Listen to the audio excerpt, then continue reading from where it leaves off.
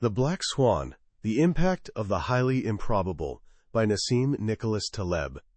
Picture a turkey living its best life. Every morning for 1,000 days straight, a friendly human shows up with breakfast.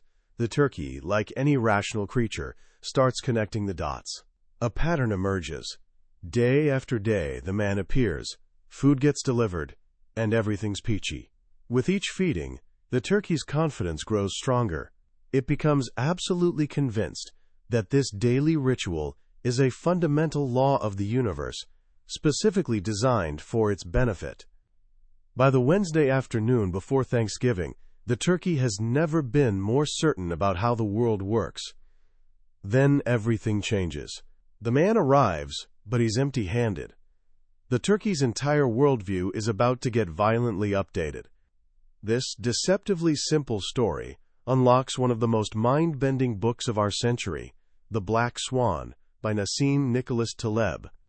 This isn't just another business book collecting dust on your shelf. It's a complete rewiring of how you see reality.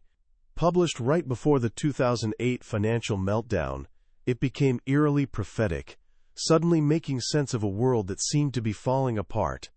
Millions of copies flew off shelves, and the phrase Black Swan entered everyday conversation as shorthand for those massive, nobody-saw-it-coming events that reshape everything. The author himself is fascinatingly unconventional. Nassim Taleb isn't your typical tweed jacket academic. He's that rare creature who actually walked the walk, a former Wall Street trader turned philosopher of randomness. While others theorized about risk from comfortable offices, Taleb was in the arena, making and losing fortunes by betting against the exact kind of blindness our turkey suffered from. Today we're diving deep into his revolutionary idea. We're going to explore why all of us are secretly turkeys, confidently strutting around in a world far more mysterious than we imagine. Here's what I can promise you. By the time we're done, you'll understand a critical bug in human thinking. You'll see why the most life-changing moments in history, and in your own story, are precisely the ones you'll never anticipate. Even better, you'll learn how to build a life that doesn't just survive uncertainty, but actually thrives on it. Let's jump in. To really get the Black Swan, you need to know where Taleb's coming from. He grew up in Lebanon during what seemed like an eternal golden age. For over a millennium, his homeland had been this remarkable experiment in harmony, different cultures and religions coexisting peacefully. Everyone there believed their society was rock solid, permanent. They had centuries of evidence backing up this belief. Then 1975 hit. A vicious civil war exploded out of nowhere. Within days, paradise evaporated. Everything people assumed was unshakable just crumbled. This experience of watching a stable world violently collapse became Taleb's defining education. He witnessed firsthand that history doesn't gradually evolve, it leaps. Long stretches of calm get punctuated by sudden ruptures. The events that truly matter aren't in your daily newsfeed, they're the shocking, world-flipping surprises. This insight led him to his central concept. A black swan has three distinctive features. First, it's a complete outlier. Something so far outside normal expectations that past experience gives you virtually no clue it could happen. Second, it carries massive impact. Think the Internet's invention, September 11th, or a major financial collapse. These aren't gentle ripples. They're tsunamis that transform everything. Third, despite being totally unexpected beforehand, we humans immediately create after-the-fact explanations, making it seem obvious and predictable in hindsight. We tell ourselves, of course we should have seen that coming. This is what he calls retrospective illusion, rarity, extreme impact, and retrospective predictability. That's the three-part signature of a black swan. Taleb's bold claim is that nearly everything significant in our world results from these black swans. The rise of major religions, historical turning points, your personal life trajectory. Think about your own story. Did you plan exactly how you'd meet your closest friends? Did your career unfold according to some detailed blueprint? Or did chance encounters, unexpected opportunities, and sudden pivots play the leading role? The trouble is, we're blind to black swans. We spend our days focused on the small, the predictable, the routine. We're exactly like that turkey, accumulating evidence that everything's safe and steady, completely unaware that somewhere, someone's sharpening the knife. To explain our blindness, Taleb splits reality into two fundamentally different territories, which he calls Mediocristan and Extremistan. Mediocristan is the land of averages, predictability, and the ordinary. Think physical human characteristics like height or weight. Gather 1,000 random people in a stadium, then add the world's heaviest person to the mix. Sure, it affects the average, but not dramatically. In Mediocristan, with large enough samples, no single data point can radically skew the total. Exceptions are rare, and their influence is limited. This is the realm of the familiar bell curve, where most things cluster comfortably around the middle. But here's the thing. We don't actually live in Mediocristan anymore. Increasingly, our world operates by the rules of Extremistan. Extremistan is where things scale wildly, where inequality reigns, and where outcomes are shockingly unpredictable. Think wealth distribution, book sales, social media influence. Gather 1,000 regular folks in that same stadium, then Bill Gates walks in. He doesn't just nudge the average wealth upward. He essentially becomes the average. His net worth dwarfs everyone else's combined. In Extremistan, one single observation can completely dominate the landscape. A dentist or plumber lives in Mediocristan. Their income ties directly to hours worked and clients served. They can't suddenly add zeros to their paycheck without proportionally more effort. But an author, musician, or tech founder inhabits Extremistan. J.K. Rowling wrote Harry Potter once, but it generates income infinitely. The work is finished, but the rewards can scale limitlessly. This creates brutal, winner-take-all dynamics. A handful of giants capture almost everything, while thousands of others with nearly identical talent get virtually nothing. And here's the kicker. Black swans breed in Extremistan. It's their natural habitat.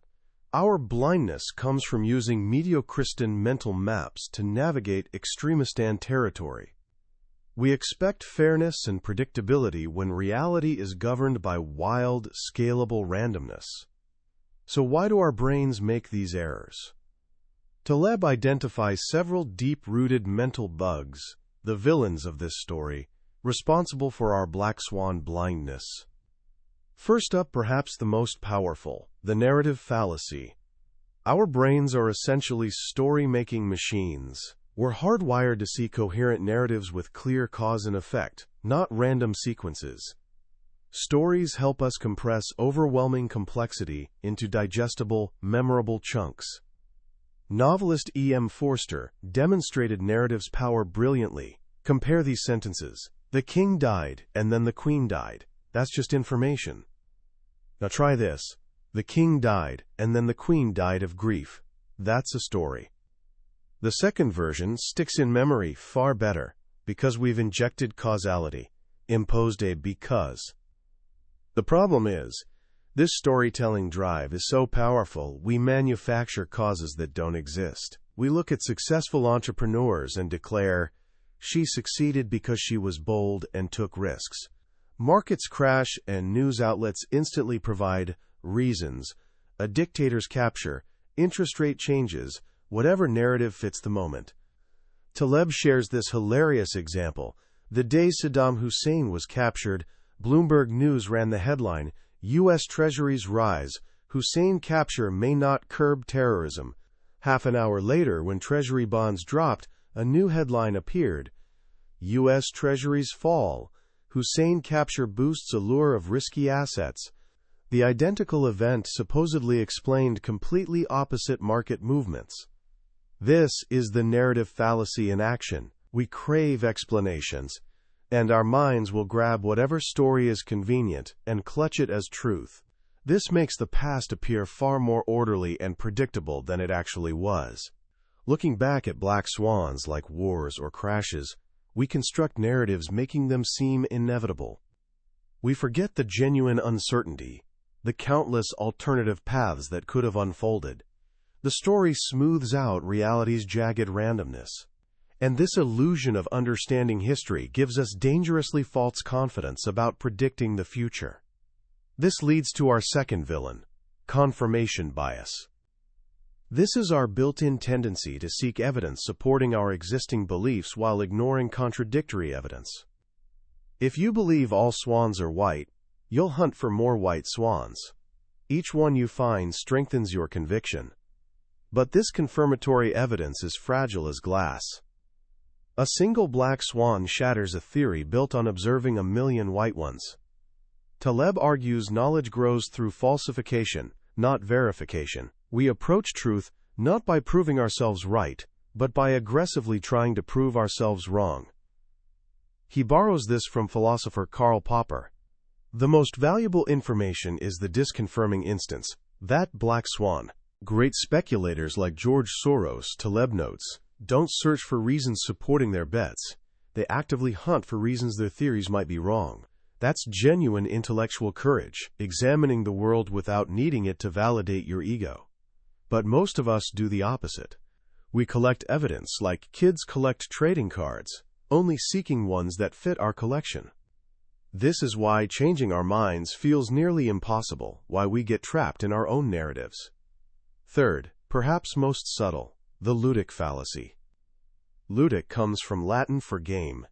The ludic fallacy is mistaking the clean, controlled randomness of games for the messy, wild randomness of actual life. To illustrate, Taleb introduces two characters, Dr. John and Fat Tony. Dr. John is brilliant and highly educated, an engineer. Precise, logical, thinks completely inside the box. Fat Tony is street smart, from Brooklyn, not book smart, but intuitively grasps how reality actually operates. You pose a question. I flip a fair coin 99 times and it comes up heads every single time. What are the odds of tails on the next flip?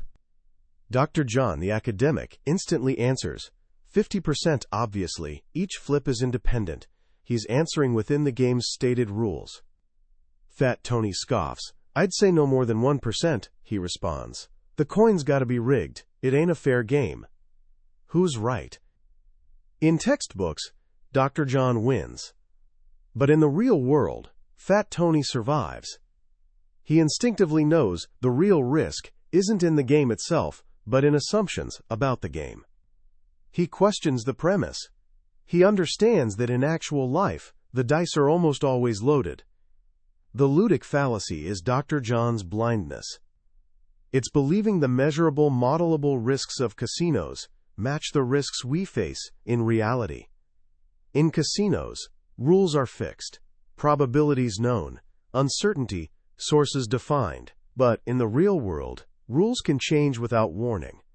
Probabilities are unknowable. And the most dangerous risks are ones nobody's even thought to model. This was the catastrophic mistake made by big financial firms who built elaborate mathematical models for risk management.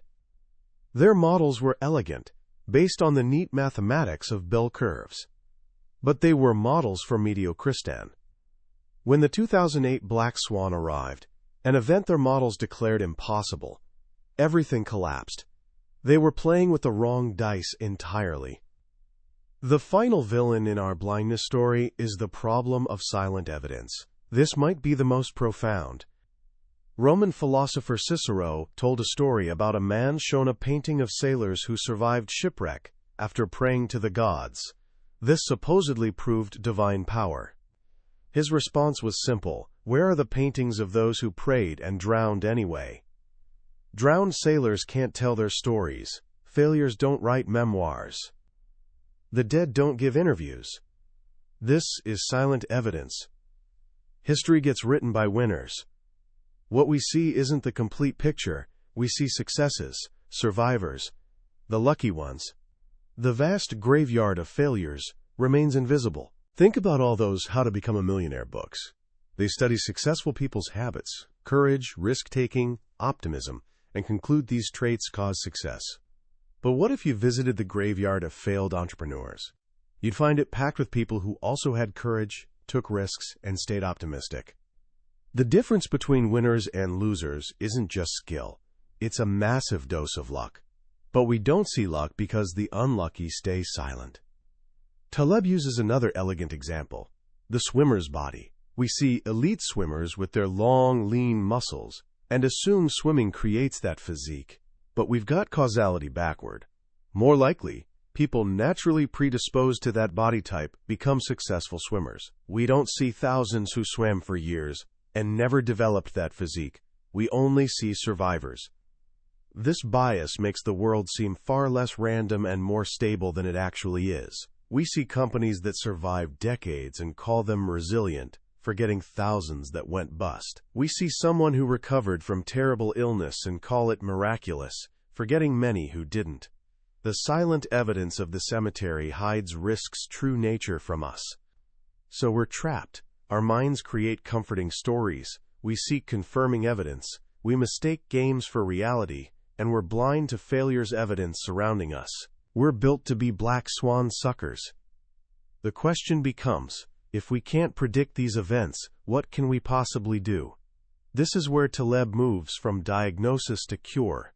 His answer is simple yet revolutionary. You don't need to predict the black swan to survive it, or even benefit from it. His core strategy is the, quote, barbell. Picture a gym barbell, with weights on both ends, and nothing in the middle. Taleb says we should approach life and investments the same way.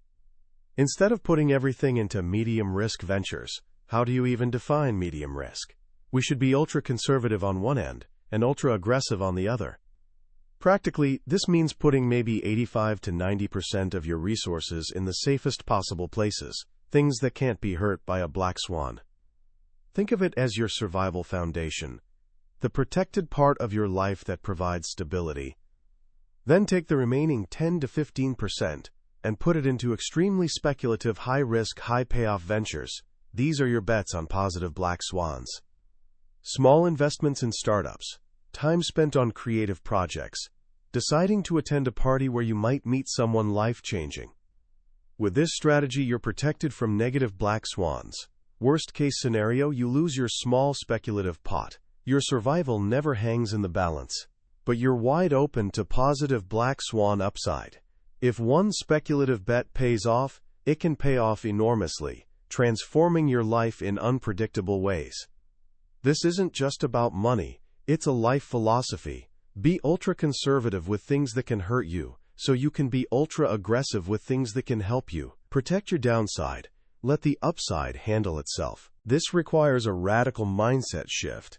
It means learning to distinguish between positive and negative black swan situations. A negative black swan business is where surprises are almost always bad. Banking is a classic example. A banker who lends money, in the best case, gets his money back with interest. But in the worst case, a black swan event, he can lose everything. The upside is small and capped. The downside is huge and unpredictable. A positive black swan business is the opposite. Think venture capital, publishing, or scientific research. You make many small bets, most failing. You lose a little repeatedly, but you're waiting for that one positive surprise. The startup that becomes the next Google. The book that becomes a global phenomenon. The downside is small and controlled. The upside is massive and scalable. Taleb's advice is to structure your life for maximum exposure to positive black swans. This means embracing stochastic tinkering, a fancy term for trial and error, trying many things, experimenting, staying open to accidents and serendipity. He tells the story of Apelles, the ancient Greek painter, trying to paint foam on a horse's mouth. He tried repeatedly, without success. In frustration, he threw his sponge at the canvas. Where it hit, it created the perfect, accidental image of foam. This is serendipity's power. The greatest discoveries and most important inventions were often accidents, found by people searching for something else, but prepared to recognize opportunity when it stumbled across their path. Louis Pasteur famously said, "Chance favors the prepared mind." Taleb's version, expose yourself to as much chance as possible. Attend parties. Talk to strangers. Read books about subjects you know nothing about. Collect as many free lottery tickets with open-ended payoffs as you can. You don't need to know your destination to arrive there. In fact, rigid, narrow plans can blind you to opportunities just off the beaten path. This brings us to the final, perhaps most profound lesson of the Black Swan. The goal isn't prediction, it's robustness.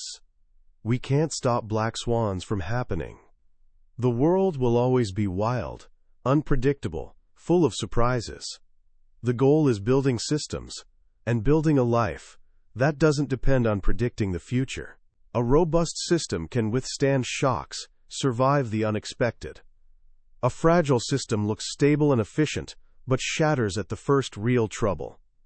Our modern world, with its interconnected global economy and massive too-big-to-fail institutions, has become dangerously fragile. We've sacrificed robustness for superficial optimization. Taleb warns us to be wary of this manufactured stability. Preventing small forest fires only leads to a massive, uncontrollable one later. Trying to smooth out every little economic bump only sets the stage for a devastating crash. The Black Swan's wisdom is to accept and even embrace small-scale volatility to protect ourselves from catastrophic ruin. So what do we take away from all this? For me, the most powerful and liberating idea in the Black Swan is that it's okay not to know. In a world rewarding the appearance of certainty, celebrating confident experts with precise forecasts, Taleb gives us permission to say, I don't know. He teaches that this admission of ignorance isn't weakness. It's the highest form of wisdom. It's the starting point for building a truly robust and resilient life. This book isn't a manual for predicting the future. It's a manual for acting in a world you don't understand. And its lessons aren't just for traders or economists. They're for anyone wanting to navigate life's uncertainties with more wisdom, courage, and grace. So how can you start applying these ideas today? Here are a few simple, practical actions. First, start building your own anti-library. This idea Taleb borrows from writer Umberto Eco, who had a personal library of 30,000 books. The most valuable books in his library were ones he hadn't read yet. Your anti-library is a physical reminder of everything you don't know. So buy a book on a subject that intimidates you, a topic you know nothing about. Put it on your shelf. Let it symbolize your intellectual humility, testify to your curiosity, and invite continued learning. Second, apply the barbell strategy to one small area of your life. You don't have to overhaul everything overnight. Just pick one thing. Maybe it's your learning. Spend 90% of your time on required studies, the safe path, but dedicate 10% to something wild, something speculative. Start a YouTube channel, learn to code a weird app, write poetry, join an unusual club. Do something with no predictable payoff, but with the small, thrilling possibility of a positive surprise. See what happens. Third, practice what's called via negativa, the path of subtraction. Instead of asking what you can add to improve your life, ask what you can remove to make it more robust. What fragile dependencies can you eliminate? Maybe it's the constant chatter of 24-hour news. Maybe it's needing approval from people whose opinions don't really matter. Maybe it's a financial habit making you vulnerable to a single income source. Robustness often comes through removing, not adding. In the end, Taleb's greatest reminder is metaphysical. He urges us to remember that our very existence is a black swan. The odds of any of us being born on this planet at this moment in time are so infinitesimally small as to be a statistical miracle. We're survivors of an impossible lottery. When you truly grasp this, the small irritations of daily life, the bad meal, cold coffee, missed train, begin fading into irrelevance. You stop sweating the small stuff because you realize just being alive is extraordinary good luck. You are a black swan, and that simple, powerful truth can set you free. That was our journey through The Black Swan by Nassim Nicholas Taleb. We've touched on the major themes today, but I'll be honest, a summary can only guide you to the water's edge. The real experience comes when you dive in yourself. The magic of this book is in how Taleb's mind works. His stories, his irreverence, his deep connection to history and philosophy. This summary is designed to help you decide if this book deserves your time. If anything we've discussed today sparked even a flicker of curiosity, I urge you to grab a copy. Reading it isn't just about learning new ideas. It's an experience that can fundamentally change how you see the world and your place in it. A link to the book is in the description below. Also, if you found this summary valuable and want to continue exploring the great books that have shaped our world, please hit that like button and subscribe to the channel. It lets me know these conversations matter and ensures you won't miss our next journey into another life-changing book. Let's keep growing together.